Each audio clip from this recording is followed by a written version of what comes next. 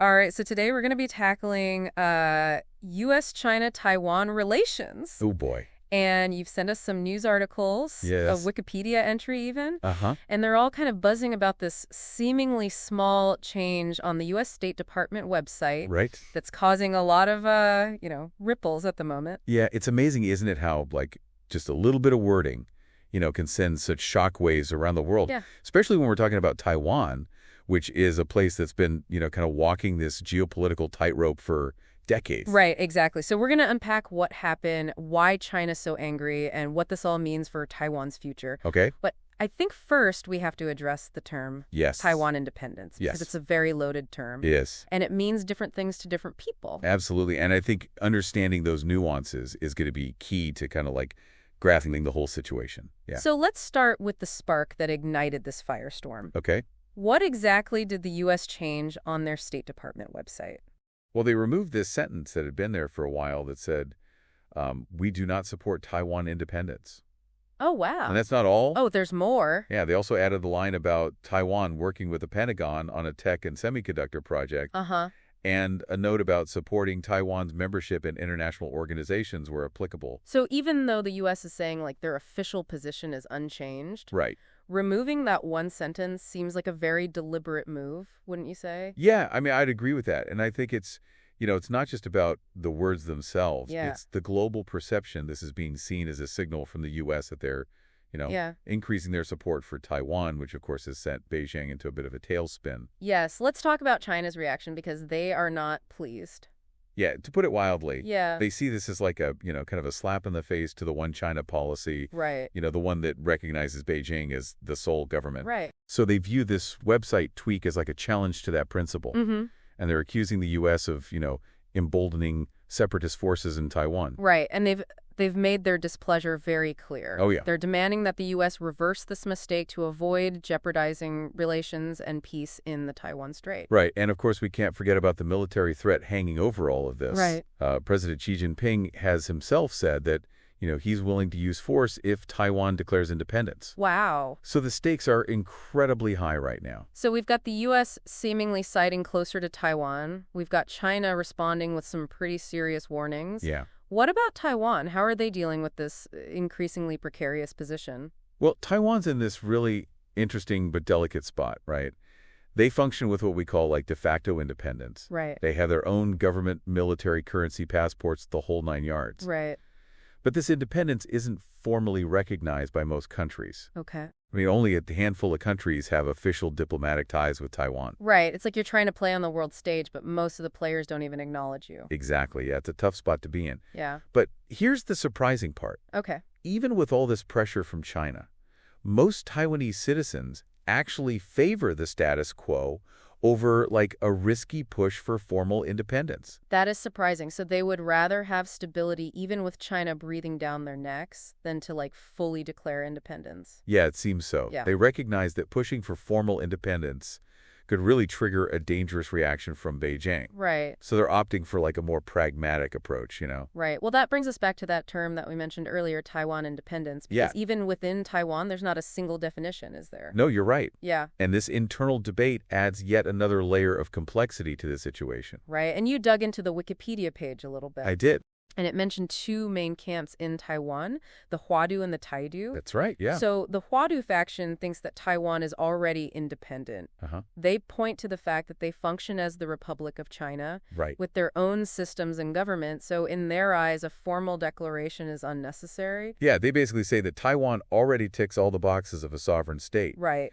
But the Taidu faction wants to go further. They want a fully recognized and independent Republic of Taiwan, separate from the Republic of China framework altogether. And that's where President Lai Ching-te's comments get really interesting. Yeah. He stated that Taiwan and China are not subordinate to each other. Right. Which is no wonder China took that as a pro-independence stance. Exactly. But Lai Ching-te says that Taiwan is already sovereign. Mm-hmm. So it sounds like he's more aligned with that Huadu perspective. Yeah, he seems to be saying that, Taiwan is independent in practice status even if it lacks that formal title in the eyes of the world. Right, so we've got these internal divisions within Taiwan about what independence even means. Uh-huh. They're navigating pressure from both the U.S. and China. Yep. It's like a high-stakes chess match with Taiwan trying to make the best moves possible. It really is. And to understand those moves, we need to kind of zoom out and look at the historical chessboard. You know, Taiwan's history is incredibly complex, and it's directly shaped the situation they're in today. So from what we've gathered, Taiwan has been ruled by a bunch of different powers over the centuries. Oh, yeah. Indigenous groups, the Dutch, the Spanish, the Qing dynasty, even Japan for a period. It's a story of constant shifts in power and control. Yeah. And that's really key to understanding why this issue of independence is so sensitive. And then in 1945, after World War II, Taiwan became the Republic of China. Right. But then just 4 years later, it splits from mainland China when the communists take control. And that split that unresolved question of whether Taiwan is a part of China or a separate entity that's at the heart of the tension we see today. Right. Beijing sees it as like a temporary separation, a historical anomaly that needs to be rectified. Okay. But many in Taiwan see it as a permanent break. And then there's these islands. Oh, yeah. Kinmen and Matsu. Those islands throw a real wrench into the whole situation. They're controlled by Taiwan, but they're geographically closer to mainland China That's right. than to Taiwan itself. Yeah, it's a real geographical quirk that adds a whole other set of dilemmas and perspectives on Taiwan's future. So tell me more about these islands. What's their role in this whole tug-of-war? Well, you have people in Taiwan who think Kinmen and Matsu should be relinquished. You know, like let go of. Really? Yeah, they see them as this symbolic tether to mainland China, a holdover from a past they want to move on from. So cut the cord. Exactly. And they think that by letting go of these islands, it might bolster Taiwan's independent identity. Interesting. But then you have others who disagree. They see these islands as rightfully belonging to Taiwan. Yeah. You know, they're under Rocco Sea control. And to give them up would be a betrayal. Right. And then there's Kinmen itself, Okay. which has been pushing for closer economic ties with mainland China. Wow. It's incredible, right? You have these islands caught in the middle, each with their own unique perspective. Right. It really underscores the complexity of this whole situation. So we've got the U.S. shifting its stance, China rattling its sabers, Taiwan internally divided, Yep. and these islands caught in the crosshairs. Mm-hmm. What possible futures are we looking at here? Well, based on everything we've talked about, I think there are a few major scenarios that could unfold, Okay. each with its own set of, implications and consequences. Okay, so let's talk about those possible futures. Right. What are the scenarios that could play out for Taiwan? Well, one possibility is formal independence. Okay. Taiwan could officially declare itself as the Republic of Taiwan, Right. cutting all ties with the Republic of China framework, asserting complete separation from mainland China. I mean, that would be pretty huge. Oh, it would send shockwaves around the world for sure. Yeah, how likely is that, though, really? I mean, it's a goal for some of the more pro-independence groups in Taiwan, Right. especially the Taidu faction we talked about. Right. But in the short term, it's seen as pretty unlikely. Okay. There are just too many pressures, both internal and external. What do you mean? Well, internally, you've got a population that largely favors stability. Right. And then externally, you've got the threat of China's response. Right, of course, yeah. China has made it very clear that formal independence is a red line for them. Yeah. And they're willing to defend that line, potentially with military force. So formal independence is a long shot. Yeah, for now, I think it is. What's another possibility, then? The most likely scenario, at least for the foreseeable future, is maintaining the status quo. Okay. Taiwan continues to operate as it does now, Right. with de facto independence, but without crossing that line of formally declaring it. Right, so keep walking that tightrope. Exactly. It's a pragmatic approach. Yeah. He offers stability and autonomy without provoking too much of a reaction from Beijing. Right. And as we saw from the polls, it seems to be the path that most Taiwanese people favor. So we've got formal independence and maintaining the status quo. Uh-huh. What else? What are the other options? Well, there's unification with mainland China. Okay. This could be under the one country, two systems framework Yeah. that Beijing has proposed, similar to Hong Kong. Right, but wouldn't that mean giving up all that autonomy that Taiwan's fought for? Well, yeah, that's the concern. Yeah. And I think, looking at what's happening in Hong Kong, Right. where that model has faced a lot of challenges, Yeah. it's understandable why that option wouldn't be very popular. Yeah, it seems like a bad deal. Yeah, and in fact, no major political party in Taiwan currently supports unification, Right. and public opinion is very much against it.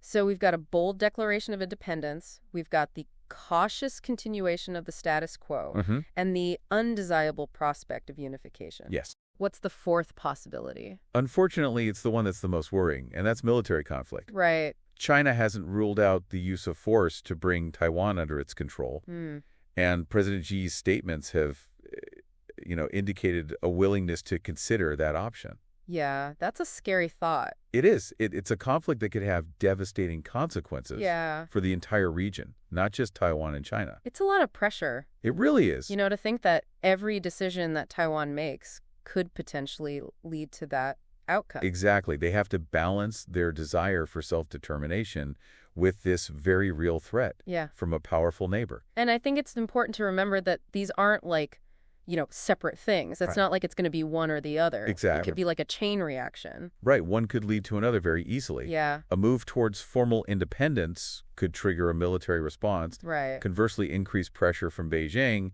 could push Taiwan towards a more, assertive stance, Yeah. which could further escalate things. It's not static. Right. It's fluid. It's constantly in flux. Right. Each action and reaction influencing the next. So yeah, there's no easy answers here. No, not at all. But it's a precarious situation for sure. It is. But amongst all this talk of potential conflict and political maneuvering, Yeah. is there any space for hope?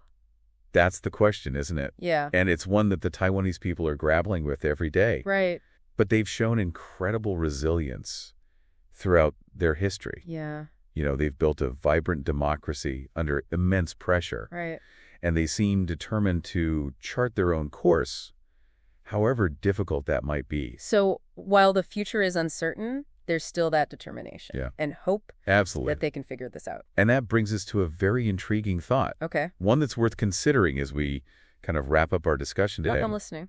What if Taiwan's path forward lies beyond this traditional framework of nationhood? What do you mean? Instead of fitting into these existing categories of independence or unification, Okay.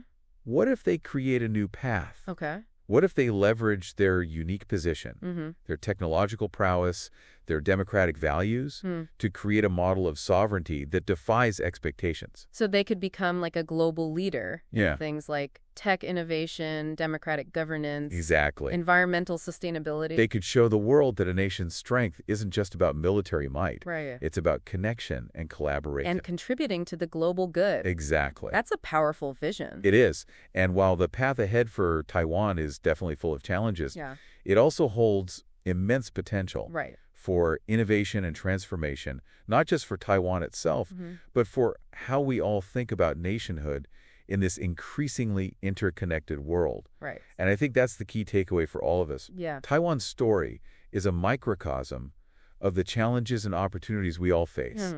It reminds us that even amidst uncertainty and tension, there's always hope. Yeah. There's always the possibility of forging a new and better path. So it's a call to action then. I think so. To engage with complexity. Yes. To embrace nuance. And to think outside the box about the future we want to create. Exactly. And on that note, I think we'll leave you to ponder those possibilities. Until next time, keep diving deep. Okay, so we've laid out the historical chessboard. We know the players, and we've even looked at some possible outcomes. Right. What does this all mean for Taiwan? Well, it highlights a really crucial point. The whole world is watching this unfold. Right.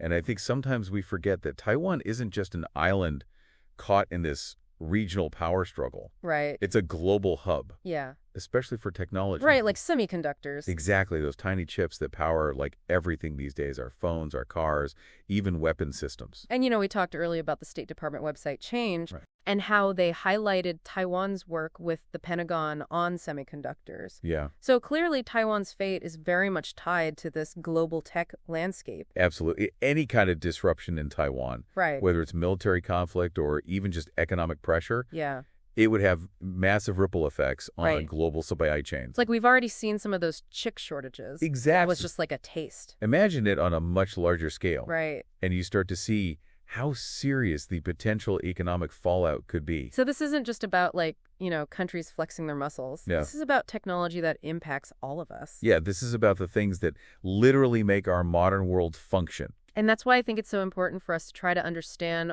all the nuances, the history, the different viewpoints involved. Absolutely, because finding a peaceful and sustainable solution, it's not just in the best interests of Taiwan, China, and the U.S. Right. It's in the best interest of everyone on the planet.